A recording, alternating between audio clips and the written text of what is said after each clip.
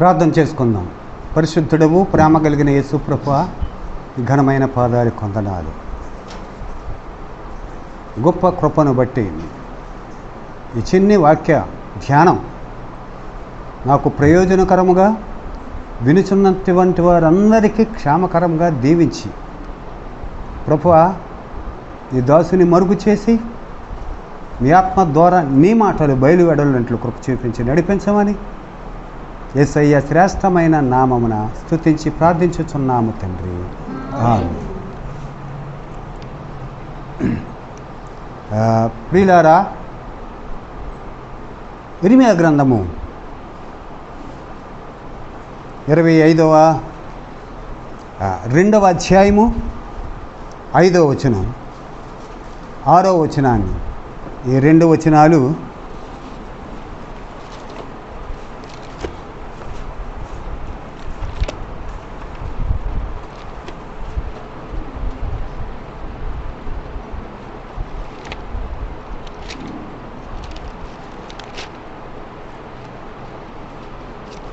నేను చదువుతున్నాను, వినండి.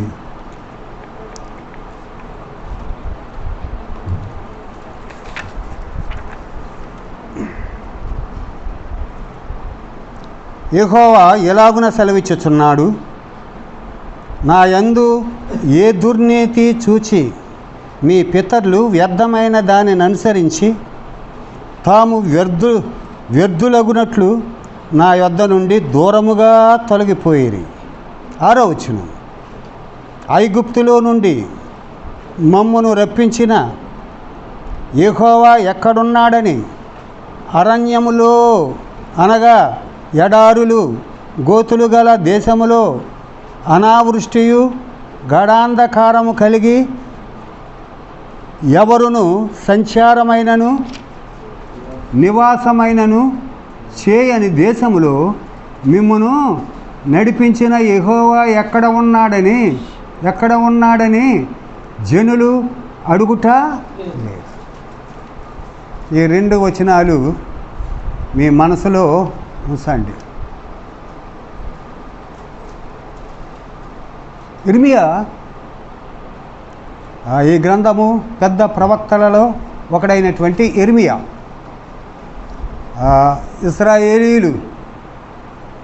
ఇశ్రాయేలీయులను గురించి ఈయన తేటగా వ్రాశాడు. వారి సంగతులను తేటగా వ్రాశాడు. ఈ గ్రంథము తరువాత వారు బబులోనికి చెరగా కొనుపోతారు. అయితే ముందుగా ఈయన అనేకమైనటువంటి హెచ్చరికలు ఇచ్చాడు, అనేకమైనటువంటి సంగతులు తెలియచేశాడు. ప్రియులారా, దేవుడు తన స్వరక్తమిచ్చి సంపాదించిన సంఘము అదే. దేవుని కుటుంబము. నీవు ఏ కుటుంబానికి సంబంధించి ఉన్నావు? యేసు క్రీస్తుని అంగీకరించినటువంటి నీవు దేవుని పిల్లలై దేవుని గృహవాసులుగా ఉండుట దేవుని సంకల్పమై ఉంది. ఒకే తాటి మీద ఉండుట. ప్రియమైనటువంటి సంఘమా, ఆయన స్వరక్తం ఇచ్చి నిన్ను కొన్నాడు. ఇదిగో దేవుని యొక్క మహాకృపను బట్టి ఒకప్పుడు దేవుని ప్రజ అయినటువంటి ఇశ్రాయేలీయులు ఎక్కడి నుంచి వచ్చారు? వారు ఐగుప్తు నుంచి. దేవుడు ఐగుప్తు నుంచి విడిపించాడు, నడిపించాడు. ఎక్కడికి నడిపించాడు? ఎర్ర సముద్రం దాకా నడిపించాడు. కష్టం వచ్చింది, విడిపించాడు, దాటించాడు. అక్కడి నుంచి ఆ పట్టణంలో, ఆ అరణ్యములో నడిపించి చివరికి ఎక్కడికి చేర్చాడు? కనాను చేర్చాడు. అట్టి దేవుని విషయమై మనము చదివినట్టు ఈ రెండు సంగతులు ఏంటి? ఆ 2 సంగతులు ఏంటి? ఆ 2 సంగతులు ఏంటి? ఏ దుర్నీతి చూచి మీ పితరులు వ్యర్థమైన దానిని అనుసరించి తాము వ్యర్థులగునట్లు నా యొద్ద నుండి దూరముగా తొలగిపోయారు. ప్రియులారా, ఇజ్రాయేలు జనాంగం దేవుని యొద్ద నుండి తొలగిపోయింది. దేవుని జనాంగం దేవుని యొద్ద నుండి తొలగిపోయింది. ఎంత భయంకరమైనటువంటి సంగతి ఇది! ఎంత భయంకరమైనటువంటి సంగతి! ప్రియులారా, దేవుని ఎరిగినటువంటి ప్రజ, దేవుని కార్యాలు చూసినటువంటి ప్రజ, దేవుని సంగతులు, దేవుని యొక్క మహత్కార్యాలు చూశారు. ఆయన వారికి ఆహారం ఇచ్చాడు, ఐశ్వర్యం ఇచ్చాడు, అన్నీ ఇచ్చాడు. అయినా కానీ ఏం చేశారంట వాళ్ళు? ఏం చేశారు వాళ్ళు? ఏం చేశారు? 5వ వచనంలో ఏం చేశారంట? నా యొద్ద నుండి, ఈ మాట కూడా కనిపించటం లేదా మీకు? నా యొద్ద నుండి వారు దూరముగా తొలగిపోయారు. నా యొద్ద నుండి దూరముగా తొలగిపోయారు. ప్రియులారా, దేవుని పిల్లలమైనటువంటి మనము, ప్రభువుని ఎరిగినటువంటి మనము, ప్రభువులో జీవించే మనము తొలగిపోకూడదు. ఎందుచేత తొలగిపోకూడదు? ప్రభు ఏమంటున్నాడు చూడండి.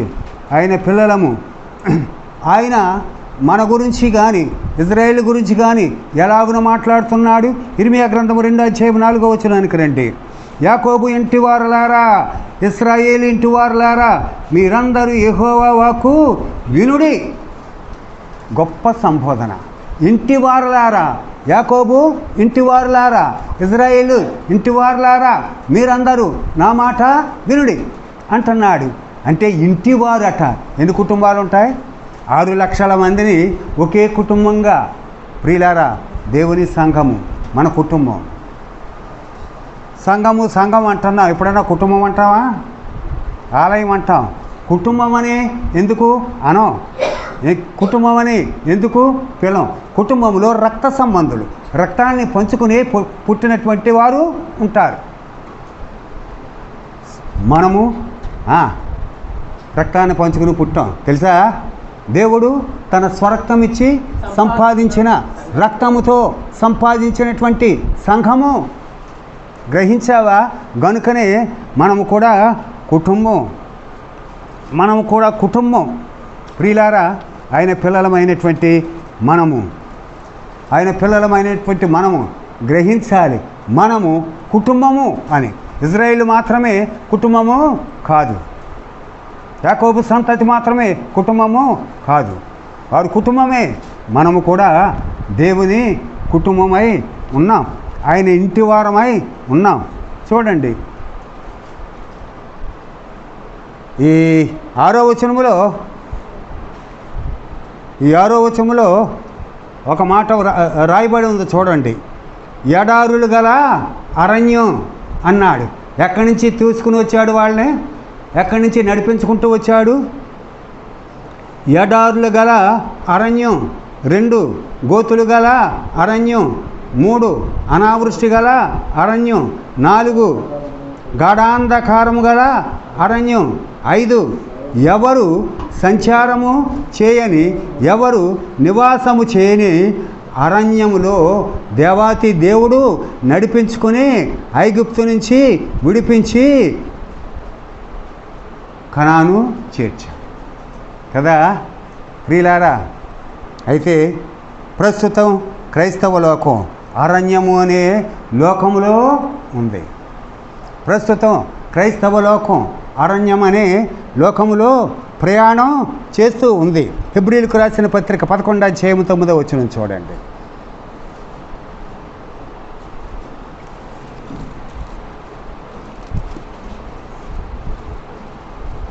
విశ్వాసమును బట్టి అతడును అతనితో ఆ వాగ్దానములకు సమాన వారసులైన ఇస్సాకు యాకోబు అను వారును గుడారములో నివసించుచు అన్యుల దేశంలో ఉన్నట్టుగా వాగ్దాత దేశంలో. ప్రియులారా, వారు ఏ దేశంలో ఉన్నారు? నిజంగా అది వాగ్దానము చేసినటువంటి దేశమే. కానీ అప్పటికి వారు పరదేశంలో ఉన్నట్లుగా ఉన్నారు. పరపంచాన్ని తలదాచుకున్నట్లుగా ఉన్నారు. వాగ్దాన దేశమే ఇంకా అప్పగించలేదు, ఇంకా ఇవ్వలేదు, ఇంకా వారు ప్రవేశించలేదు దాంట్లో.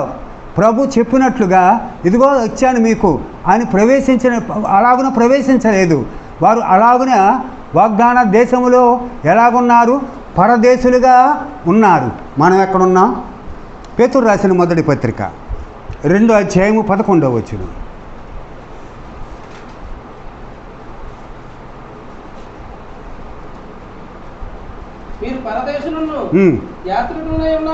మీరు పరదేశులను ప్రియులారా, మనము కూడా ఇజ్రాయిలే కాదు, మనం కూడా పరదేశులమే.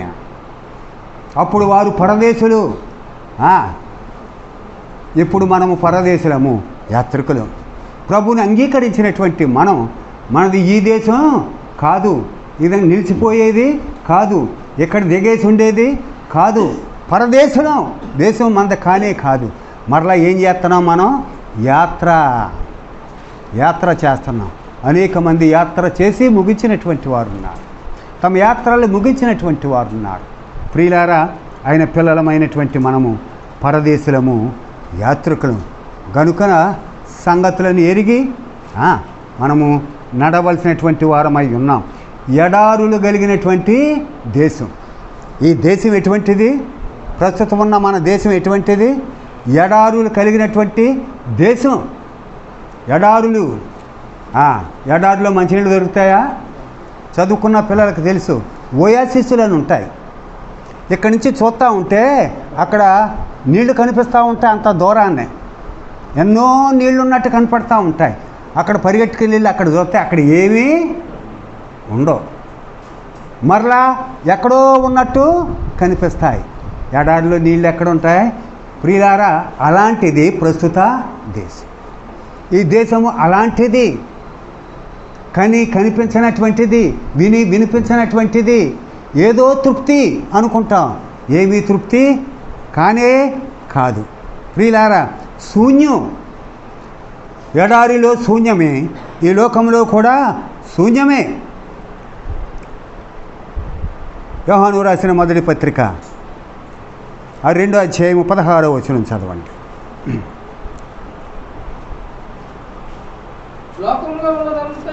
లోకంలో ఉన్నదంతయు అనగా శరీరాశయు, నేత్రాశయు, జీవడంబము తండ్రి వలన పుట్టినవి. ప్రియులారా, అసలే ఇవి లోకానికి సంబంధించినవి కానీ దేవునికి సంబంధించినవి కావు. ఇవి లోకస్తులకు సంబంధించినవి కానీ ఆత్మీయులకు సంబంధించినవి కావు. లోకము దాని వెంట పోతుంది. ప్రియులారా, వీటితోటి క్రైస్తవునికి సంబంధము లేదు. వీటితోటి శరీరాశ, నేత్రాశ, జీవపు డంబం, ఈ మూడిటి వల్లనే ఒకప్పుడు ప్రపంచమే నాశనం అయిపోయింది. ఈ మూడు ముందు ఎవరు రుచి చూశారు? ఈ మూడు ముందు ఎవరు రుచి చూశారు? అవ్వ రుచి చూసింది. వాడు వచ్చాడు. ఏమంటాడు? మీరు చావనే. ఇవన్నీ మనకు తెలిసినటువంటి విషయాలే. ప్రియులారా, ఆయన పిల్లలమైనటువంటి మనము ఎడారి కలిగినటువంటి దేశము ఇలాగునా ఉంటుంది, లోకములో ఏమీ కూడా లేదు అన్నట్లుగా. 2వ అధ్యాయం 16వ వచనం కూడా చూడండి. 17వ వచనం, యోహాను శుభవార్త 2:17. లోకము దాని ఆశ గతించిపోతున్నది కానీ దేవుని చిత్తము జరిగించేవాడు. ప్రియులారా, గ్రహిస్తున్నావా? ఇజ్రాయిల్ యొక్క ప్రయాణం అన్నీ చేశారు వాళ్ళు. ఆఖరుని ఏం చేశారు? 5-6 వచనాలు గుర్తుంచుకోవాలి. మొట్టమొదటి ఏమన్నారు? దేవుణ్ణి విడిచిపెట్టారు. వాళ్ళు దేవునికి దూరం అయ్యారు. వారిని ఎక్కడి నుంచి తీసుకుని వచ్చాడో 6వ వచనంలో చెప్పాడు.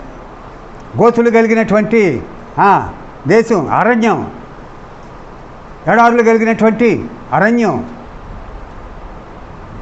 ఇలాంటి స్థితిలో నుంచి వారిని తీసుకుని వస్తే దేవుడేడి? ఇలాగున నడిపించినటువంటి దేవుడేడి? ఇలాగున సహాయం చేసినటువంటి దేవుడేడి? ఇటువంటి మేలు చేసినటువంటి దేవుడేడి అని అడగటం లేదట. వారు అలాగని అడగటం లేదట. ఏదో జరిగింది ఏమవుతుంది? ఇప్పుడు అవన్నీ కావాలా మనకే? అప్పుడప్పుడు మనం కూడా అనుకుంటాం, చేసిన మేలుని మర్చిపోతాం, దేవుడు చేసినటువంటి మేళ్లను మర్చిపోతాం. దేవుడు చేసినటువంటి మేళ్ళు మనకి మేళ్ళు గుర్తుంటాయి, కానీ చేసినటువంటి వాడు గుర్తుండడు, ఆయన మనకు గుర్తుండడు. ప్రియులారా, రెండవ మాట చూడండి. గోతులు గల లోకం. ఇది గోతులు గల లోకం. ఏంటా గోతులు? సమభూమి గల లోకం కాదు. ఇది గోతులు కలిగినటువంటి లోకం. ఎంత భ్రష్టత్వంతో నిండినదో, ఎన్నెన్ని భ్రష్టత్వ సంబంధమైన గోతులున్నావో గమనించుచున్నాము.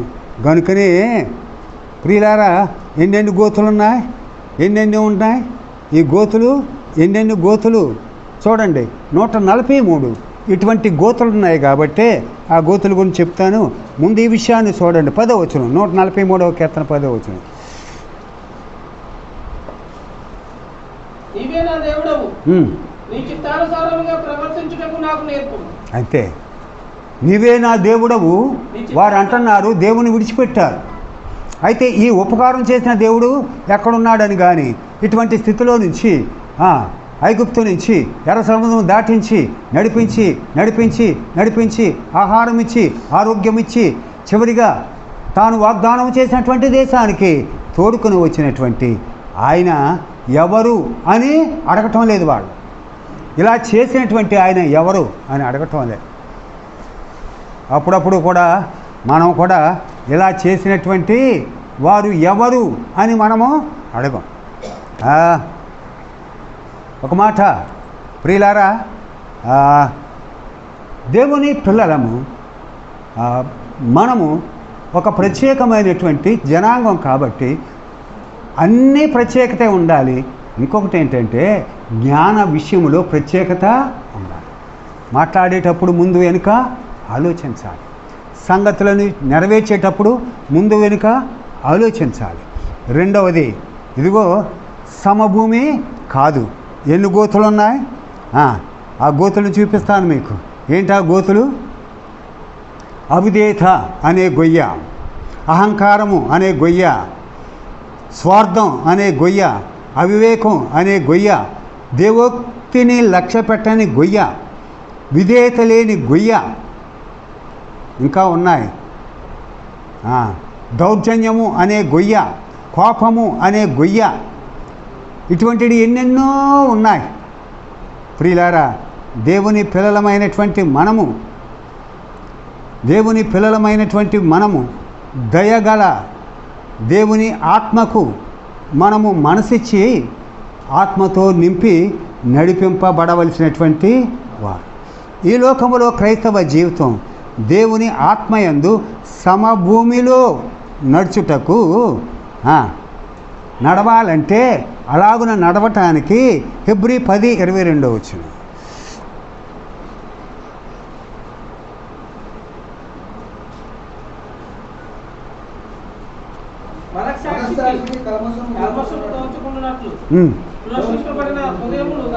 ప్రోక్షింపబడిన హృదయము గల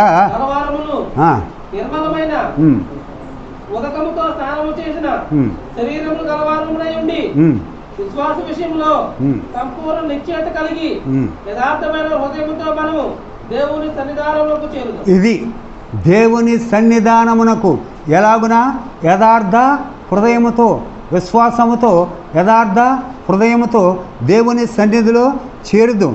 ఈ లోకములో క్రైస్తవ జీవితం దేవుని ఆత్మయందు సమభూమిలో నడవాలి అంటే విశ్వాసముతో, రెండవది ఇప్పుడు చెప్పిన మాట మర్చిపోతారా?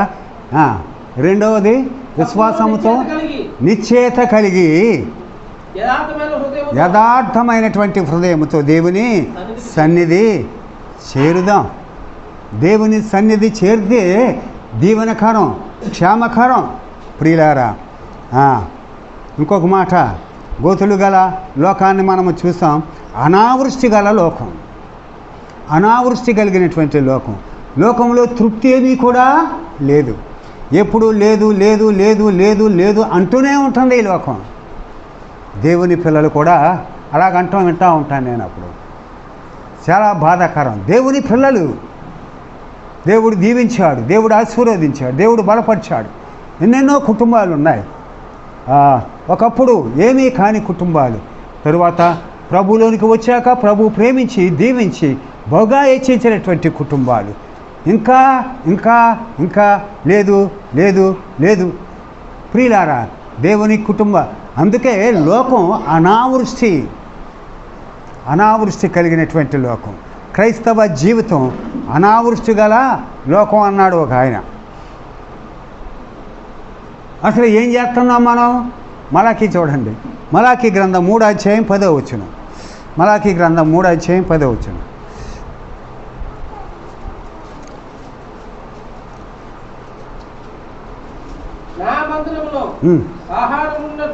నా మందిరములో ఆహారం ఉండునట్లు 10వ భాగం అంతయు నా మందిరపు నిధిలోనికి తీసుకుని రండి. దీన్ని చేసి ఏం చెయ్యాలట? దీన్ని చేసి శోధించిన ఎడల, దీన్ని చేసి శోధించిన ఎడల, దీనిని చేసి శోధించిన ఎడల నువ్వు చెయ్యవు శోధించవు. అంతే కదా, నువ్వు చెయ్యవు శోధించవు. ప్రియ స్నేహితుడా, వింటున్నావా? సహోదరి, ఓ క్రైస్తవుడా, ఓ క్రైస్తవురాలా, వింటున్నావా? నువ్వెవరవైనా కానీ, నువ్వు పేదరాలువైనా ధనికురాలువైనా క్రైస్తవురాలు అయితే ఇదిగో ఈ సంగతి ఏంటంటే నీవు శోధించాలి. ఎలాగనో శోధించాలి? మందిరములో ఆహారం ఉన్నట్లు చేసి తీసుకుని వచ్చి నువ్వేం చేయాలి? శోధించాలి. శోధిస్తే ఆకాశవాకండ్లా నింపుతాడు. నువ్వు అసలు దాయలేవు, నువ్వు దాచుకోలేవు. ఎఫెసీ పత్రిక 1వ అధ్యాయం 3వ వచనం చూడండి. లోకానుసారముగా మాత్రమే కాక 1వ అధ్యాయం 3వ వచనం.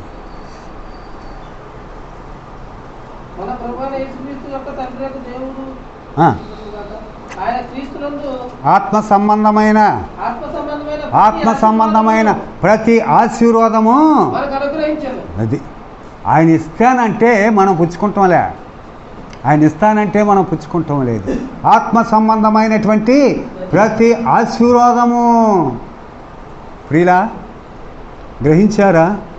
5 పిల్లలమైనటువంటి మనము ఇదిగో ఆత్మ సంబంధమైనటువంటి ప్రతి ఆశీర్వాదము మాత్రమే కాక లోకములో దీవెన, బిడ్డలు దీవెన, ఆస్తి దీవెన, కుటుంబము దీవెన.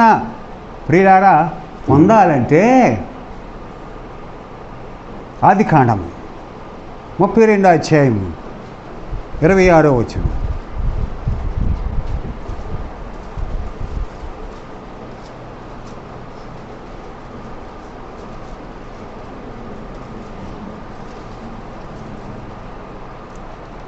ఆయన తెల్లవారుచున్నది గనుక తెల్లవారిపోతుంది, నిద్ర లేదు. తెల్లవారుచున్నది గనుక నన్ను పోనమ్మని అడగగా అతడు నీవు నన్ను ఆశీర్వదించితేనే కానీ. ప్రియులారా, ఏంటి ఇప్పుడు దీన్ని ఏమంటాం మనం? ఎంత పట్టుదల! ఎవరో చెప్పండి. యాకోబు, నువ్వు నన్ను దేవా, నీవు నన్ను ఆశీర్వదిస్తేనే కానీ నేను మాత్రం విడిచిపెట్టను, ఏమైనా విడిచిపెట్టను. మోకాలు కూడా ఇరిగిపోయింది ఆయనకి, మోకాలు కూడా ఇరిగింది. ఆయనతోడు పట్టాడుతాయా? ప్రార్థనలో పట్టు పట్టాలి. ఏ విషయమై పట్టుబడుతున్నా ఇది నన్ను ప్రభు నీకు మనకి పూర్తిగా ఇచ్చాడు.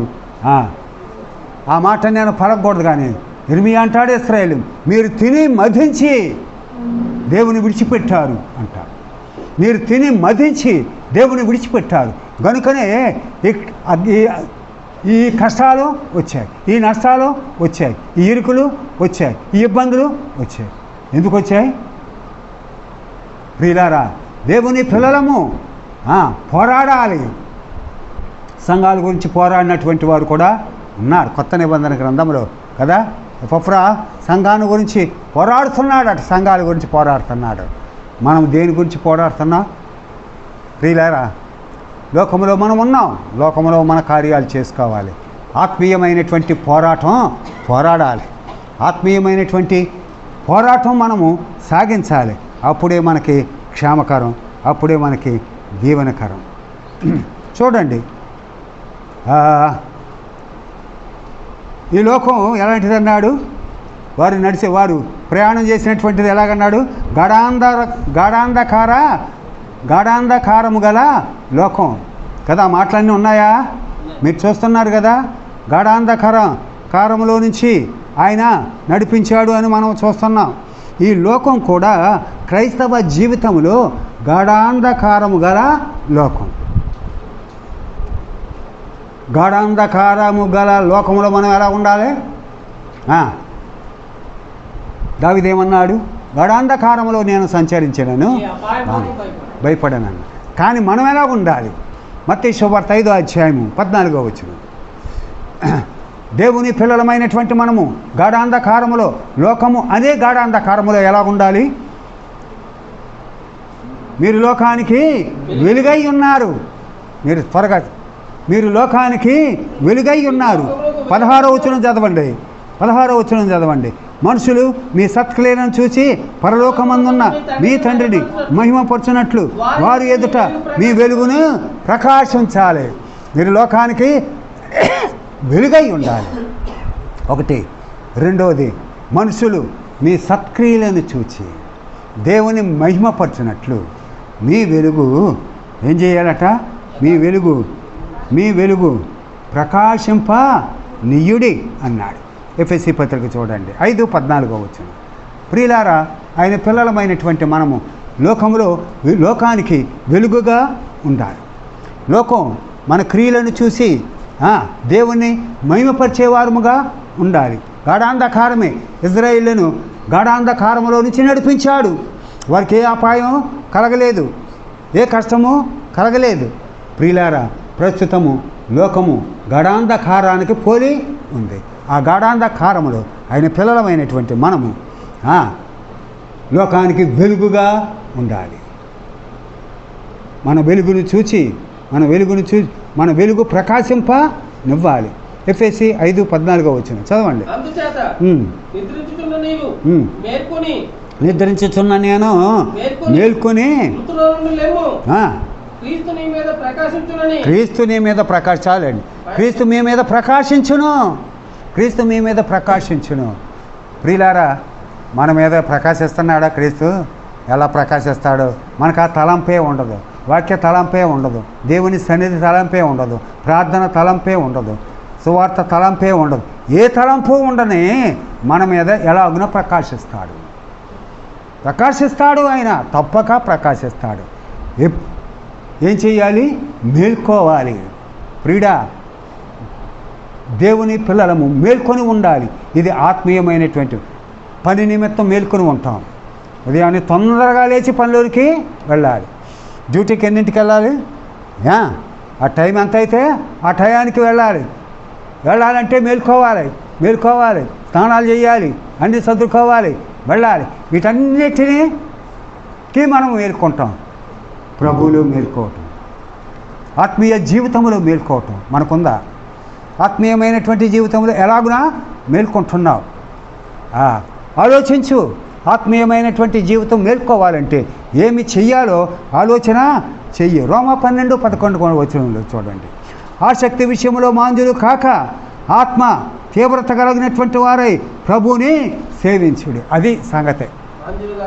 ప్రభువుని సేవించాలి. ఎలాగా? ఆసక్తి విషయంలో మాంద్యులు కాక, నిద్రపోక, బద్ధకస్తులు కాక,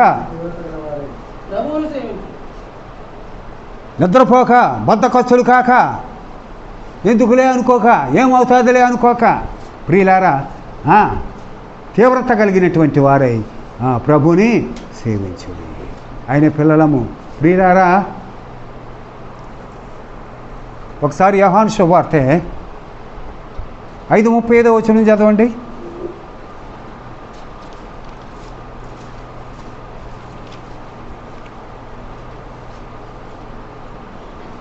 5:35. అతడు మండుచు ప్రకాశించుతున్న దీపమై ఉండెను. చాలు. అతడు మండుచు ప్రకాశించుచున్న దీపమై ఉండెను. ప్రియులారా, గమనించారా? మండుచున్నాడు, ప్రకాశిస్తున్నాడు. మండుతూ ప్రకాశిస్తున్నారు. ఎవరైనా? యోహాను బాప్తిసం ఇచ్చు. ప్రియులారా, ఈ తీవ్రత విశ్వాసి మనకు అక్కర్లేదా? ఇది ఇలాగ వద్దా? మనం ఇలా నడవద్దా? ఇలాగనే జీవించొద్దా? లోకములు ఎలాగనే సాగిపోదామా? ప్రియులారా, మన కుటుంబాలు, మన బిడ్డలు క్షేమకరంగా, రాబోయే తరాల్లో క్షేమకరంగా ఉండాలంటే ఆయన పిల్లలమైనటువంటి మనం ఎలా ఉండాలి? మండుచు ప్రకాశించుచున్నటువంటి దీపము. ఎందుకు ఆ మాట వచ్చిందంటే ఆయనకి, మీరు ఆ పైకి వెళితే ఆ 3వ అధ్యాయం, మత్తయి సువార్త 3వ అధ్యాయంలోనికి వెళ్తే ఏమంటాడు ఆయన? ఎలా సువార్త ప్రకటిస్తున్నాడు ఆయన? ఏమంటున్నాడు? వారిని ఏమంటున్నాడు?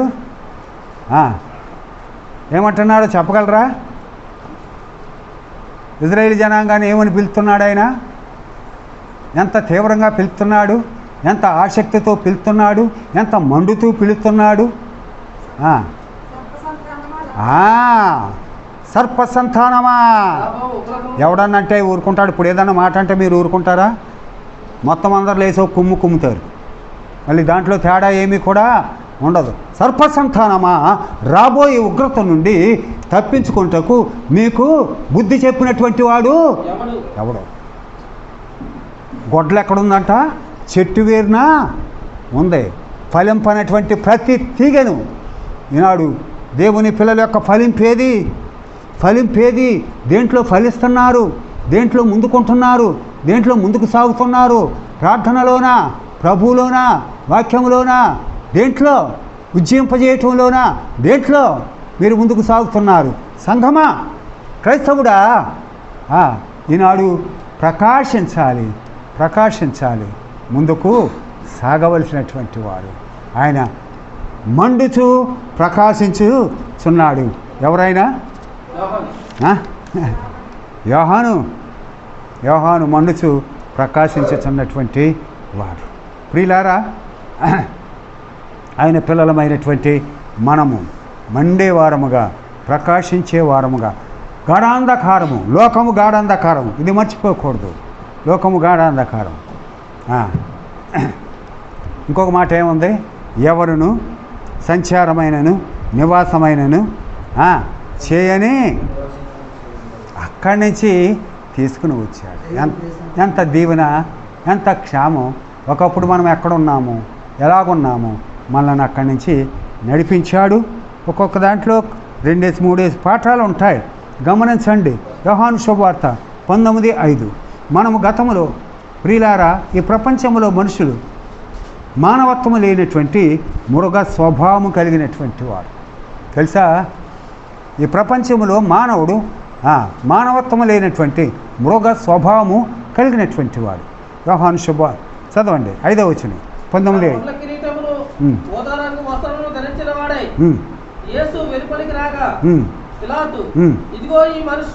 ఇది చాలండి. ఎవరంట ఆయన? మనుష్యుడు.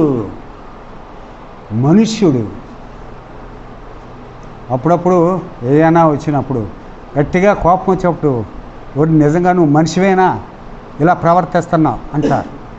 నిజంగా మనిషివేనా? మనుష్యుడు, ఈ పదంలో చాలా భావన ఉంటుంది. మనుషుడుగా జీవించాలి, మూర్ఖుడిగా జీవించకూడదు, పశువుగా జీవించకూడదు. మనిషిగానే జీవించాలి. మన ప్రభు అయినటువంటి యేసుక్రీస్తుని మీరు అక్కడ చూస్తే పెద్ద అక్షరాలు ఉంటాయా? పెద్ద అక్షరాలు ఉంటాయి. ఇదిగో ఈ మనుష్యుడు. ప్రియులారా, ఆయన పిల్లలమైనటువంటి మన స్వభావం ఎలాగుంది? మన స్వభావం మిగిలిన మానవ ప్రపంచం మృగ స్వభావం కలిగినటువంటి, ప్రభువు మాత్రమే మానవ స్వభావం కలిగినటువంటి వాడు. మనుష్యుడు. ఇదిగో ఈ మనుష్యుడు. అక్కడ ఊరుంది, వాడుంది, అందరినీ అన్ని పేరు పెట్టి పిలవలేదు, ఇంకొకలాగని పిలవలేదు. ఏమంటాడు? ఇదిగో ఈ మనుష్యుడు. ఒక ప్రత్యేకింపబడినటువంటి మనుష్యుడు. కొరింథీయులకు రాసిన మొదటి పత్రిక 15:32.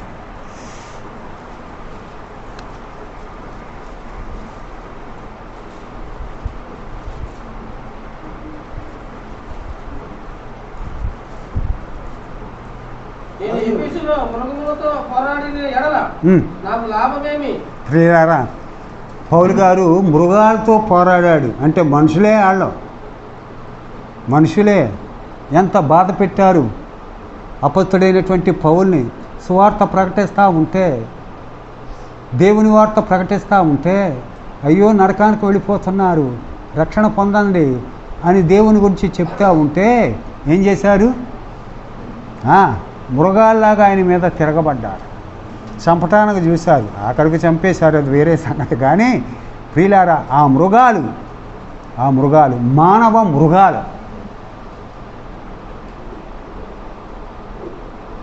మానవ మృగాలు చివరికి నీరో చక్రవర్తి అనే మానవ మృగం చేత అపొస్తలుడైనటువంటి పౌలు రోమ్ నగరంలో వృద్ధీయపడ్డాడు. మృగం కాకపోతే ఎవరికి ఏ అపకారం చేశాడని, ఏ అన్యాయం చేశాడని అపొస్తలుడైనటువంటి పౌలు. ప్రియులారా, మానవ సంచారం లేదు. ఇంకేమి లేదంట, నివాస స్థలం కూడా లేదు అట.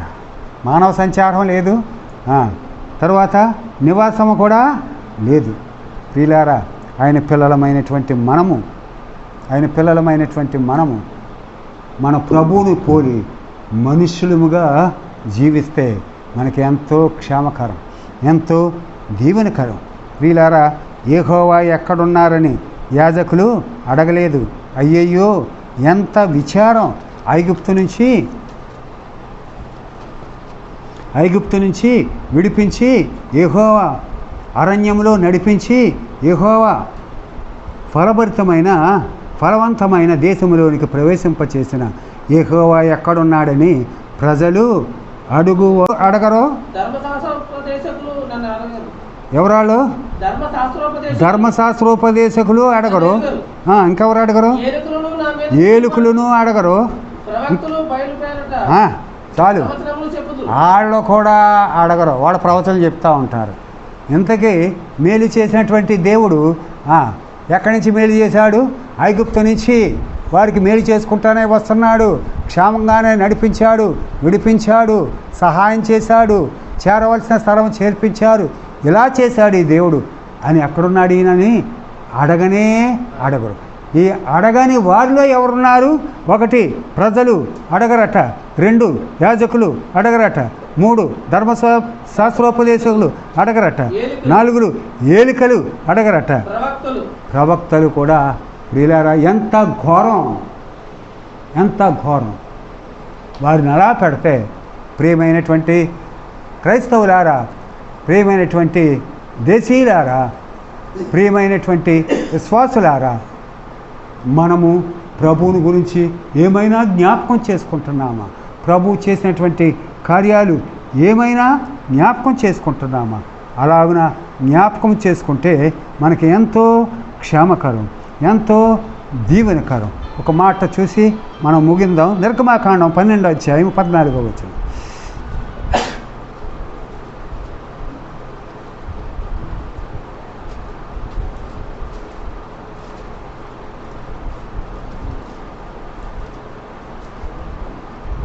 కాబట్టి ఈ దినము మీకు జ్ఞాపకార్థమైన దగును.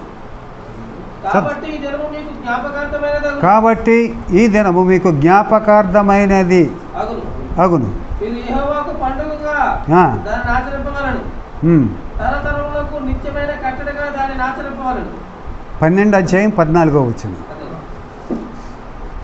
చదవండి. కాబట్టి ఈ దినము మీకు జ్ఞాపకార్థమైనదగును. కాబట్టి దానిని ఆచరింపవలెను. తరతరములకు నిశ్చయమైనటువంటి కట్టడగా ఏ దినము వారికైతే పస్కా దినము, మనకి పునరుద్ధాన దినం. వారికి కట్టడ అన్నాడు. వారికి కట్టడ అన్నాడు. ఆ దినాన్ని ఏమైనా చేస్తే అంతే సంగతులు. మనకు ఏర్పరిచినటువంటి దినం, మనకు నియమించినటువంటి దినము, మనకు ప్రత్యేకింపబడినటువంటి దినము మనకు మాత్రమే కాదు, ప్రపంచంలో అన్యులకు కూడా కదా. ప్రపంచంలో దేనికి ఎవరికి ఈ దినాన్ని ఏ విధమైనటువంటి ఉద్యోగాలు, పనులు ఇటువంటిది ఏమీ కూడా నియమించాడు ఆయన. ఈ దినములో ఆయన పిల్లలమైనటువంటి మనము ప్రభువుని జ్ఞాపకము చేసుకునే వారముగా. గమనించారా? దేవుని యొక్క జనాంగం యొక్క పరిస్థితి ఏమన్నాడు? నన్ను విడిచిపెట్టారు అంటే నన్ను మర్చారు, అంటే నన్ను విసర్జించారు అన్నాడు 5వ వచనంలో.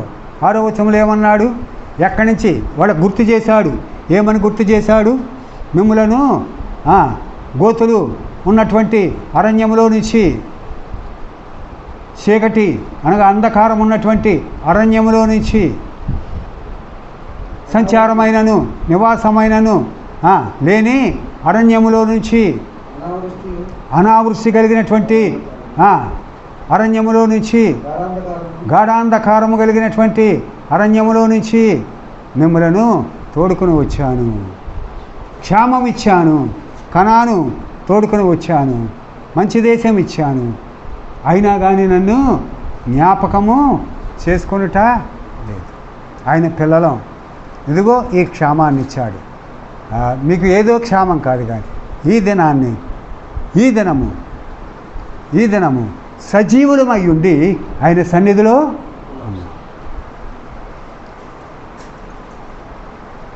యాకోబు అన్నట్టు అంతే చాలు.